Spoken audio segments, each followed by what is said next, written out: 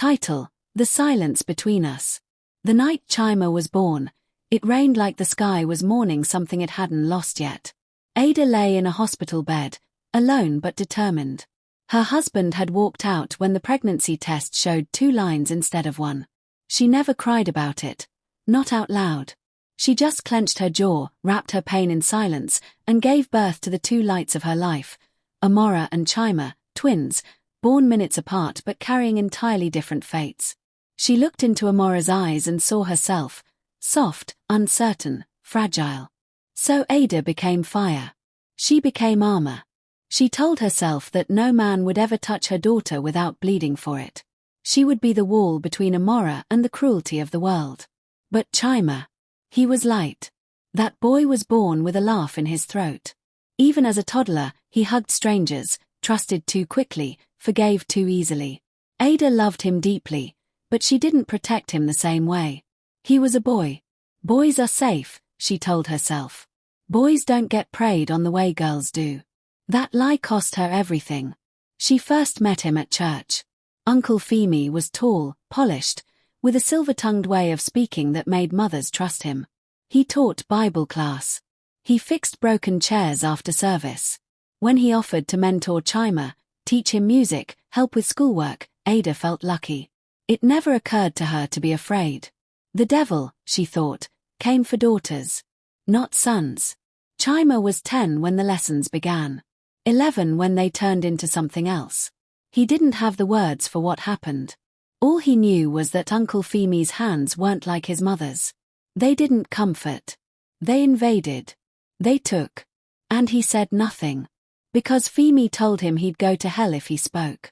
That he was dirty, and his mother would never look at him the same. So Chima smiled. He joked. He laughed when he was dying inside. Ada saw the change. The once vibrant boy now sat in silence at dinner. He flinched when Amora playfully nudged him. He stopped going to church. She asked what was wrong, but never with the urgency she used with Amora. Maybe it's puberty, she thought. Boys are moody. She never once considered he could be a victim. At 17, Chima said it during breakfast, like he had rehearsed it 1,000 times and still couldn't make it come out soft. I like boys. The room went quiet. The clink of Amora's spoon against her bowl. The hum of the fridge. Ada's heartbeat in her ears. She opened her mouth, but the questions were selfish. What did I do wrong? Where did this come from? But Chima beat her to it. I didn't choose it, he said. And even if I did, it wouldn't change what happened. That's when the truth fell out. The lessons. The silence. The shame. And Ada felt the world collapse beneath her. She was a mother who spent her life guarding her daughter's innocence, and completely missed her son's devastation. She had failed. Not because she didn't love him, but because she didn't see him. That night, she sat on the edge of his bed like she used to when he was a baby, watching him sleep, begging God to give her the right words. But what she said, when he finally opened his eyes, was this. I should have protected you. I didn't know boys could bleed that quietly. Chima didn't answer. His tears did. Healing didn't come in waves. It came in pieces. Through therapy sessions where he could finally say his name without choking. Through long walks with Ada, where silence became safety, not shame. Through Amora, who held her brother's hand at school when the whispers started. It wasn't easy. Chima wrestled with his identity. Was he gay because of what happened, or in spite of it?